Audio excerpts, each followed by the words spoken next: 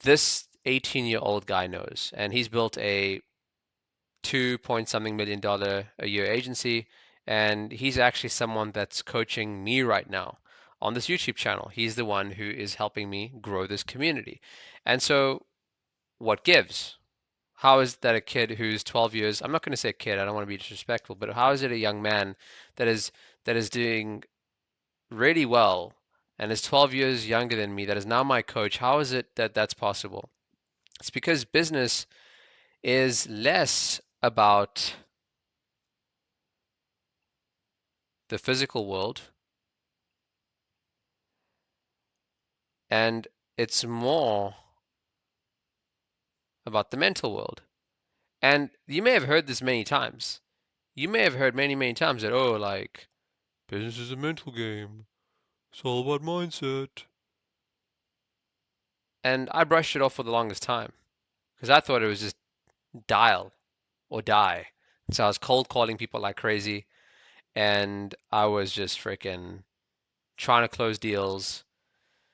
And I was in this grind and I was on my computer the whole day.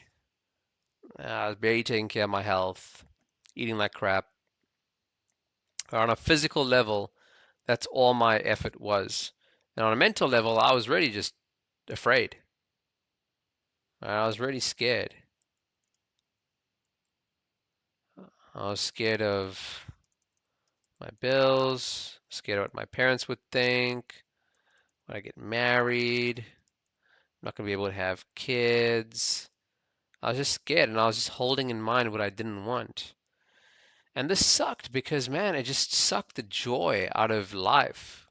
Because for the first probably 6 to 12 months, I didn't enjoy the agency journey at all. I mean, yeah, in the beginning it was a shiny object. I got all excited about the possibility, but on just a physical level, I was really getting ill actually. It's probably even just burning out. And that's because where my mind was at, my mental just wasn't in the right spot. And so if you ask boxers, and I've done this, I've asked many athletes, not just boxers over the years that I've met that play at a very high level, what percentage of the game they believe is mental versus physical. I'm talking to actual boxers, right? And I swear, most of them say 80 to 90% of it is mental. Can you believe that? That only 10 to 20% of the actual sport is physical. They believe it's majorly mental. It's a mental game. Right? How is it that we've seen people that are fighting in like the UFC or they're playing a game of football and they just in like the last moments of the match or the fight or whatever, they just pull it out the bag. They just pull it out the fire and they end up winning, overcoming all odds, defying what was supposed to happen. It's because it's mental. And if you're stuck right now at a revenue threshold, which I was stuck at for a very long time. Guess what that revenue threshold was for 6 months? 6 whole months. Guess what the revenue threshold was that I was stuck at? I was stuck at zero, bro. I made no sales for 6 whole months when I first started. But I just believed. I believed that if someone else out there could do it, which it was done before, that I could do it too. And so I think as important as the actions that we take in the physical world, the mental is very important as well. So, what can we do right now to improve where our mind is at?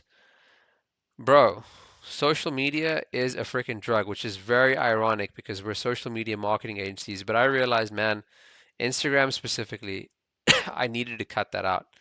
I needed to cut that out because it was just putting way, way, way too much information in my mind about what I didn't have. And when I was holding in mind what I didn't have, I just continued to not get it. So I cut that out.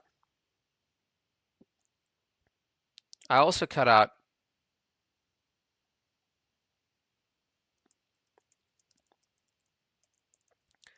if you cut out addictive foods like sugar and coffee, that can be huge. That's exactly what I did. I would only drink black tea on occasion, and even on that, I just got really militant and I said, no, I'm not going to be relying on any of this crap. Because I don't want to. I want to rely on myself. I want to rely on my own inner power, my own inner strength. I want to be able to conjure up the ability to create the life that I want with my mind. That's what separates us from freaking blue collar workers that slave away all day on a job site doing manual labor. Is because we have minds that are making our money for us. Yet I realized that how ironic was it that the very tool that I was using to make money, I was polluting. I was polluting with social media, with addictive foods, and really like bad friends. Heck, even music, man. Like music is such a freaking powerful thing, and it's equally destructive. Because when we listen to music about like bitches and money and drugs and flexing, it's like, really, that's what you want? So the money that you do end up attracting into your life in the future, if that even happens, you've basically already co-signed it to this crap.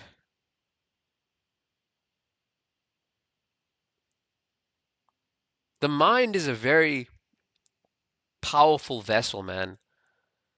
And the way that I know this is because there's been times where I was just thinking about a friend, and then all of a sudden, my phone starts ringing. It's like, whoa, I was just thinking about you and you called me. There's been times where I was at the airport and I saw a ticket agent who was going to check me in at a booth, and I said to myself, yo, like ticket agent one over here sucks. I want to go to ticket agent two. And as I was waiting in the line, it was getting closer and closer, and we're right over here. Am I going to go this way? Who's going to be done first with their customer, and then I go? And what I was holding in mind was I didn't want to be with Agent One. No, I don't want to be with Agent One. Like I have a bag that's a little heavier than the allowance. She's just gonna give me crap. I can just see off of her face she's one of those damn shit disturbers. And as I'm holding her in mind, do I end up going to number two? Nope, I go right to number one. And here's the crazy thing. It's not even that there's just two cashiers, so there's a 50-50 chance. I'm talking about like many people that are over there, and then I somehow end up with the very person that I don't want to be in front of. It's because the mind is a powerful thing. There's almost like every thought has a frequency, every thought has a wavelength, and with every thought, we're putting something out into the world. And if you just want to think of it with the simple concept of like equal and opposite forces attract, or for every action, there's a reaction, this is that. This is absolutely that. And so business is a mental game. And if at any stage I've ever found myself, losing clients or being in a spot where I wasn't happy with my business progress or my financial situation, I had to come back to this, that business is a mental game. Okay? The feeling that I want of accomplishment, success, happiness, joy, contentment is not going to come because of money. But it's the other way around, that money is going to come because I already feel satisfied, content, happy, grateful to God. And I know it's such a cart before the horse type of thing, chicken and egg type of thing, but it really isn't, right? It really isn't. The one does precede the other. And I guarantee you, those that have a lot of money and that have everything that they could ever want, a lot of them are mentally trapped, man. I can't tell you how many people that I've met. I was literally in Mexico with agency owners that are making multi seven figures. And if you don't know who this guy is, Joel Kaplan, he used to be my mentor many years ago, like back before he was, even big. And people were at his event, and these are guys that are crushing it, man. And I speak with these guys, and we did like a circle where we're just getting really honest about something I'm afraid of is. Okay, this is a very powerful exercise if you've never done this sentence stem. You just say something I'm afraid of is, and you just complete the sentence stem. And some of the stuff they were saying to me, man, was like, something I'm afraid of is that even though I'm making $4.7 million a year, I'm afraid of going back to living off like rice and beans with my mom in a one-bedroom apartment. So I check my bank balance every single day, worried that it's not gone down. Something I'm afraid of is that I'm not going to get the recognition that I truly want, even though I've grown such a big agency. Something I'm afraid of is that I'm not going to get married. Something I'm afraid of is that my kids are, going to get screwed up in the future. There's so much fear and so much anxiety that all of us as entrepreneurs are hanging on to. You're not unique. I'm not unique. We all go through it. And I hope that as I'm sharing this with you, I'm able to help you see that like this is all mental, man. Like even when revenue is going down and clients are churning or sales aren't coming in, I want to remind you something that I want to remind myself. Like I already know how to sell. I already know how to create great products and I already know how to do great delivery and I already know how to lead a good team. And even if things are going sideways at times, that doesn't mean that we get into this mental state where one bad thing starts leading to the other. I see a lot of entrepreneurs doing this. They get into a bad situation either because of like a loan that they've taken and then they're defaulting on it, or a bad hire, or a client leaves, or a sale didn't go through, or a bad revenue month. And then it just fuels all these other bad decisions and bad situations. Like, oh, I'm gonna go like get addicted to porn now. Oh, I'm gonna go like have a weekend bender and do cocaine. Or oh, I'm gonna go, you sleep with a prostitute. Or oh, I'm gonna, you know, spend even more money on ads to see if I can recoup this, and this is like 20, 30% above my budget for the month. Like just stupid crap. Why? Because the mind is telling us all these things. I've been there myself as well, where, you know, I I've just consecutively made one bad decision after the other.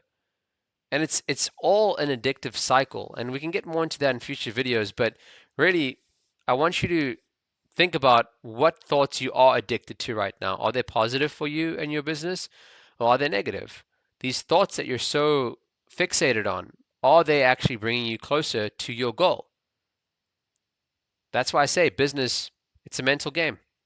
That's why young men like this guy over here are able to make it far, and other people that are in their 30s and 40s, they never make it past, even getting their first client. It's all a mental game. There is absolutely no reason why you or me or anyone that's watching this video isn't as capable, if not more capable, than any of the highest level entrepreneurs that we look at and admire. There's nothing special. They all shit like we do. They all sleep like we do. They all do the same things, man. They all have the same worries. But what is it that's different? It's what's going on over here. And yeah, you could get into like, oh well, there's white privilege and chance and luck. I don't believe in any of that, man. I believe that God is great, and I don't believe. Just tired still, man. I came back from Panama and I'm freaking trying not to yawn. But the God's treasure chest is filled with bounties. There's no reason why you can't have even more than the richest man on the earth. I know that sounds crazy, but like if you have a knee-jerk reaction to that, it's all because you don't believe enough. And yeah, even I have a knee-jerk reaction because I don't believe enough. And that's the freaking test. Business is just a freaking it's just a vehicle and a mirror to show us how we're showing up in our lives. The business is the ultimate self and personal growth vehicle there is. And when we're constantly worried and stressed out about the physical realm and our physical world and our well-being and our shelter and our food and our luxury and our lifestyle and all these things, like we're losing the plot, man. Learn to close your eyes once in a while. Something that I do is I close my eyes and just like breathe. Just think about all the things that I'm grateful for. And bring that energy of gratitude and bring that energy of just, okay, I don't want to be thinking about the past because I'm just so used to and addicted again to this cycle of feeling the same feelings that I felt when that thing happened, when that thing didn't happen. And then let me not take the past feelings and project those into the future and say, oh, well, if the past was like this, that means the future is going to be like this as well. And instead, what I want to do is I just want to sit in the moment and sit into the expansive present moment. It's the only true moment, moment by moment, that exists is the present frickin' moment. And so if in this moment I can just think about what it is that I'm thinking about, which is becoming aware of my thoughts, I can start gaining awareness of, wow, how negative my self-talk really is. I can start gaining awareness of how self-deprecating I really am. And one of the biggest realizations that I had was how unworthy and insecure I truly feel inside. How down and low I truly feel inside.